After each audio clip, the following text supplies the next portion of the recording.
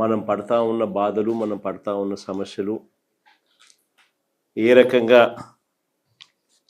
ఇవాళటికి దాదాపుగా 94 రోజులు అయినప్పటికీ కూడా వేలం మొదలై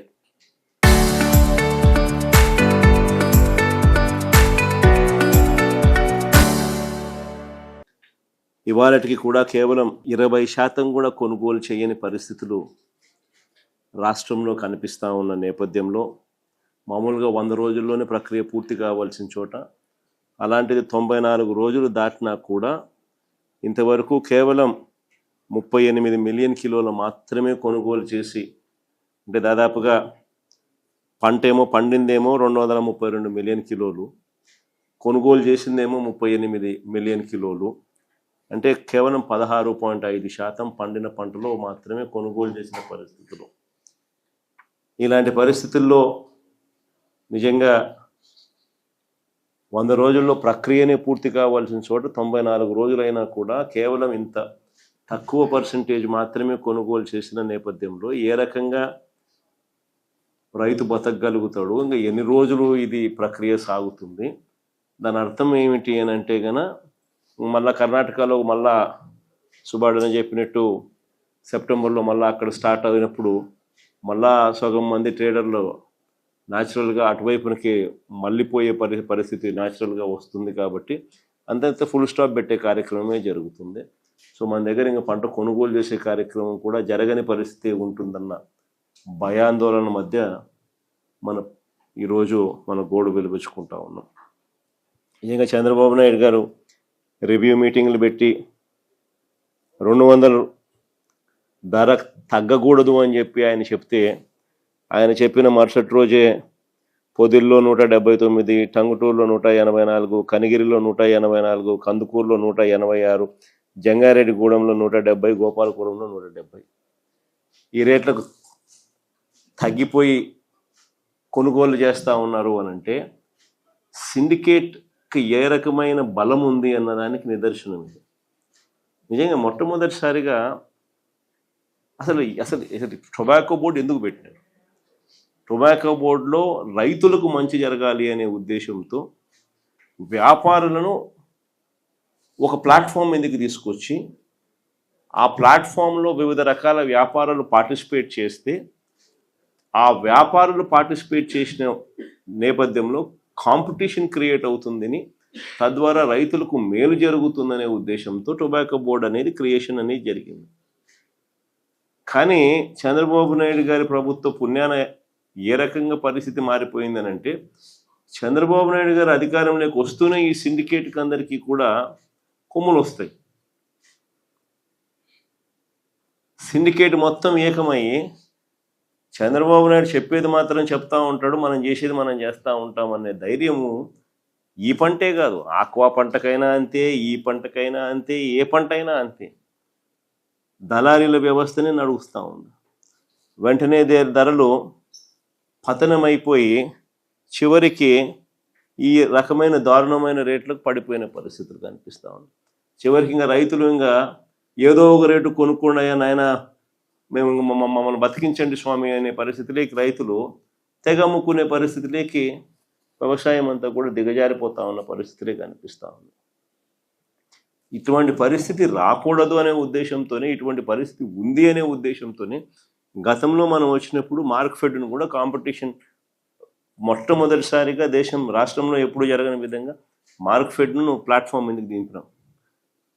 ఎప్పుడైతే మార్క్ఫెడ్ను రాష్ట్ర ప్రభుత్వం ప్లాట్ఫామ్ మీదకి దింపి, ఎప్పుడైతే కొనుగోళ్లలో పార్టిసిపేట్ చేసే కార్యక్రమం ఎప్పుడైతే రైతుల తరపున మార్క్ఫెడ్ రంగప్రవేశం చేసిందో, అప్పుడు మార్కెట్లో కాంపిటీషన్ జెన్యూన్గా క్రియేట్ అయింది. ఆ రోజుల్లో మార్కెట్లో మనం ఆ రకమైన కాంపిటీషన్ క్రియేట్ చేయగలిగినాం కాబట్టి సిండికేట్ను, కార్టెల్ను బ్రేక్ చేసినాం. సిండికేట్, కార్టెల్ ఎప్పుడైతే బ్రేక్ అయిందో, గవర్నమెంట్ ఎప్పుడైతే సీరియస్గా తీసుకోవడం మొదలుపెట్టిందో, అప్పుడు భయం మొదలయ్యి రేట్లు పెరిగినాయి. అసలు ఈరోజు చంద్రబాబు నాయుడు చెప్పిన తర్వాత కూడా రేట్లు ఇంత దారుణంగా పడిపోయిన తర్వాత కూడా పరిస్థితి ఏమిటి అని అంటే, 94 రోజులు అయిపోయినా కూడా కొనుగోలు చేసింది కేవలం పండిన పంటలో 16.5% మాత్రమే పంట కొనుగోలు చేసిన పరిస్థితులు ఒకవైపున ఉంటే, మరోవైపున పరిస్థితులు నో బిడ్లు, లో బిడ్స్, భారీగా బేలు రిజెక్ట్ చేయడము ఇవన్నీ కూడా కనిపిస్తూ ఉన్నా కూడా ఇంతవరకు చంద్రబాబు నాయుడు గారి ప్రభుత్వము ఈ కంపెనీలు ఏదైతే ప్లాట్ఫామ్ మీదకి వచ్చి ఆక్షన్లో పార్టిసిపేట్ చేస్తూ ఉన్నారో వీళ్ళు మాట వినకపోయినా కూడా వీళ్ళ మీద ఎన్ని కేసులు పెట్టినారు? ఇంతవరకు కేసులు పెట్టింది లేదు. ఎన్ని లైసెన్సులు సస్పెండ్ చేసినారు? ఇంతవరకు లైసెన్సులు సస్పెండ్ చేసింది లేదు. ఎంతమందిని బ్లాక్ లిస్ట్ చేసినారు? ఇంతవరకు బ్లాక్ లిస్టులు చేసింది లేదు. ఏ రకమైన భయము పెట్టుకోకుండా, మార్కెట్ను రంగప్రవేశం చేయనీయకుండా మొత్తం అడ్డుకుంటే చంద్రబాబు నాయుడు గారు ఇక రైతులకు ఏ రకంగా లాభం జరుగుతుంది? రైతులకు లాభం జరగాలి అని అంటే రెండు జరగాలి. ఒకటి, మార్కెట్ రంగప్రవేశం చేసి గవర్నమెంట్ రైతుల తరపున నిలబడడానికి సీరియస్గా ఉంది అన్న మెసేజ్ పోవాలా. రెండోది, ఎవరైతే లైసెన్స్దారులు ఉన్నారో వాళ్ళందరికీ లైసెన్సులు ఎందుకు ఇచ్చినారు? వాళ్ళందరూ పలానా రేటుకు కొనుక్కుంటాము, ఇంత పంట మీరు వేయండి అని చెప్పి వాళ్ళు చెప్పిన నేపథ్యంలోనే రైతులందరూ కూడా పంట వేసినారు. ఇంత క్వాంటిటీ మేము కొనుక్కుంటాము, ఇంత క్వాంటిటీకి మీరు వేయండి అని వాళ్ళు చెప్తేనే కదా మనం పంట కూడా వేసినాం.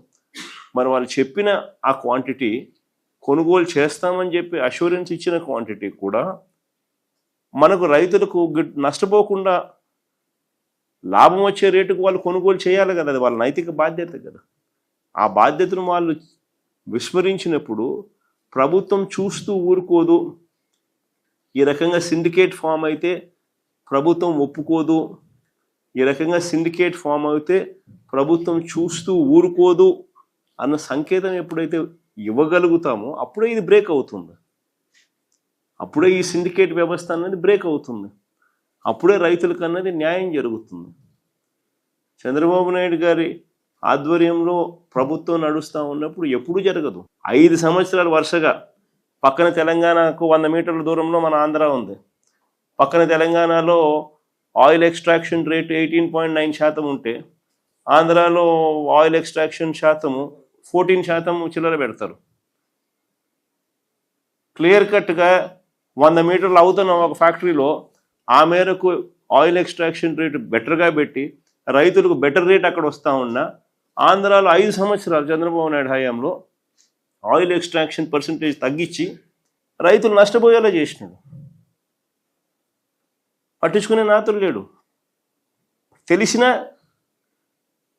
తెలియనట్టుగా ఓహో అన్నట్టుగా రైతులు నష్టపోనిలే అన్నట్టుగా వ్యవహరించిన తీరు ఇవన్నీ ఎప్పుడు చెక్కుపడినాయి?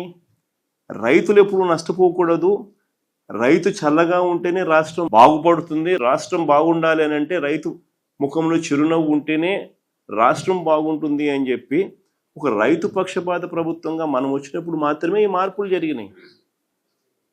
మనం వచ్చినప్పుడు మాత్రమే ఆయిల్ పామ్లో ఆ వ్యత్యాసాన్ని తీయడం అయితేనేమి, మార్పు చేసి ఆయిల్ పామ్లో రైతులకు మనం వెంటనే ఆ సంవత్సరం రైతులు నష్టపోయిన వాళ్లకు దాదాపుగా 90 కోట్ల రూపాయలు మనం డబ్బులు ఇచ్చి రైతులకు అండగా నిలబడడం అయితేనేమి ఒక మెసేజ్ పంపించినాం. ఆ మెసేజ్ పంపించడంతో ఆ తర్వాత రేట్లన్నీ ఆటోమేటిక్లీ 10 సంవత్సరం పెరుగుతూ పోయినాయి. దాదాపుగా 3,000 కోట్ల రూపాయలు ప్రభుత్వం తరపు నుంచి మార్కెట్ ఇంటర్వెన్షన్ ఫండ్ తీసుకొచ్చి ఆ 5 సంవత్సరాలలో రైతుల తరపున 7,800 కోట్లు మనం ఖర్చు చేసినాం మార్కెట్లో కాంపిటీషన్ క్రియేట్ చేసేందుకు.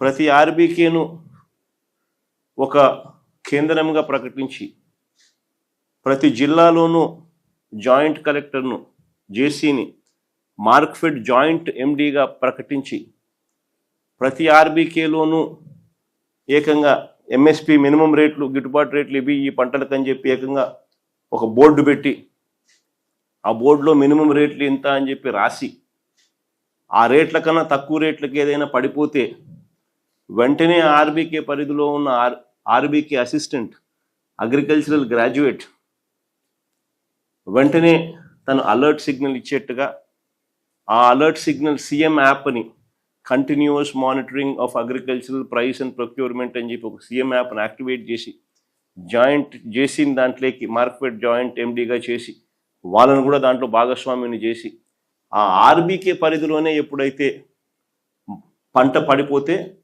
ఆ ఆర్బీకే పరిధిలోకి జేసీ ఎంటర్ అయ్యి అక్కడనే కొనుగోలు చేసి రేటు కాంపిటీషన్ క్రియేట్ చేసే పరిస్థితి గతంలో చేసినాం. కాబట్టి ఆ చేసే ప్రక్రియలో ఏకంగా 7,800 కోట్లు మనం ఖర్చు చేసినాం. కాబట్టి ఏ పంటకు రైతు ఆ రోజు నష్టపోల, గిట్టుబాటు ధర రాని పరిస్థితి అనేది ఏ రోజు ఒక ఇష్యూ కింద కూడా తయారు కాకమునిపే వెంటనే ప్రభుత్వం ఇంటర్వ్యూన్ అయ్యేది, వెంటనే రేట్లలో కాంపిటీషన్ వచ్చేది, వెంటనే రేట్లు పెరిగేటివి, వెంటనే గవర్నమెంట్ ఇంటర్వ్యూన్ అయ్యేది. గవర్నమెంట్ తోడుగా ఉందన్న భరోసా ఎప్పుడైతే మార్కెట్లోకి వెళ్ళిపోయిందో ఆటోమేటిక్లీ ప్రతి పంటకు రేట్లు వచ్చేటివి. ఈరోజు ఆ పరిస్థితి పూర్తిగా సన్నగిల్లిపోయింది. రైతులకు ఈ ప్రభుత్వం తోడుగా లేదు అన్న మెసేజ్ ఉంది. కాబట్టి దళారీల వ్యవస్థ ఈరోజు సిండికేట్గా మారి రైతన్నలందరినీ కూడా పూర్తిగా నష్టపరుస్తూ ఉన్న పరిస్థితి ఈరోజు రాష్ట్రంలో కనిపిస్తూ ఉంది. అయినా కానీ ఖచ్చితంగా మన పోరాటం అనేది ఖచ్చితంగా జరుగుతుంది. ప్రభుత్వాన్ని మేలుకొల్పే కార్యక్రమం ఖచ్చితంగా చేయగలిగింది. ఎట్లాగో మన ప్రభుత్వం రావాలన్నా, రైతులకు నిజంగా మంచి జరగాలన్నా, శాశ్వత మంచి జరగాలన్నా మనం చేయగలిగిన ప్రస్తుతానికైతే 3 సంవత్సరాలు ఓపిక పట్టాల్సిందే. కాబట్టి ఈ లోపల కూడా మనం గమనుండే కార్యక్రమం అయితే చేయకూడదు.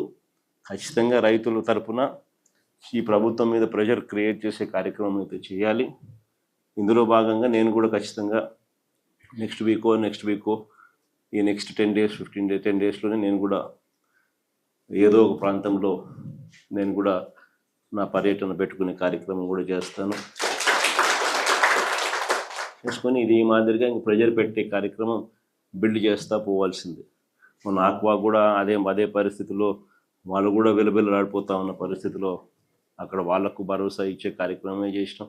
అక్కడ కూడా సేమ్ సిండికేట్ ప్రాబ్లం, అక్కడ కూడా మార్కెట్లో రేట్లు క్రాష్ చేయడానికి కోసం వీళ్ళంతా సిండికేట్ అయిన పరిస్థితులే కనిపించి అక్కడ కూడా రైతులకు భరోసా ఇస్తూ గట్టిగా సిండికేట్ బ్రేక్ చేసే ప్రయత్నం చేస్తున్నాం. ఇప్పుడు కూడా అదే పరిస్థితిని మళ్ళీ ఇక్కడ కూడా కొనసాగిస్తాం.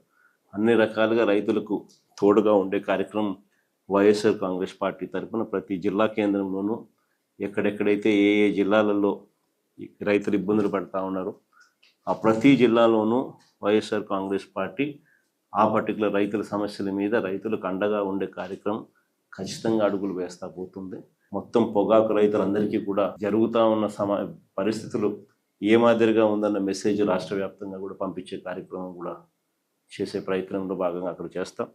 ఆ తర్వాత కూడా ప్రభుత్వంలో ఎటువంటి చలనం రాకపోతే ఇంకా కొద్ది రోజులు గ్యాప్ ఇచ్చి మళ్ళీ కందుకూరులో కూడా ఆ తర్వాత కూడా మళ్ళీ పెట్టే కార్యక్రమం కూడా మళ్ళీ ప్లాన్ చేస్తాం.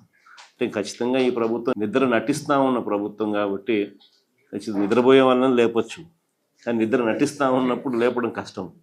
కాబట్టి నిద్ర నటిస్తూ ఉన్న ప్రభుత్వాన్ని లేపడం కొంచెం కష్టమైన ప్రెజర్ అనేది గట్టిగా పెట్టే కొద్దీ వాళ్ళలో మార్పు వస్తుందేమో అని ఆశిద్దాం. ఖచ్చితంగా అవన్నీ కూడా చేసే కార్యక్రమం చేద్దాం.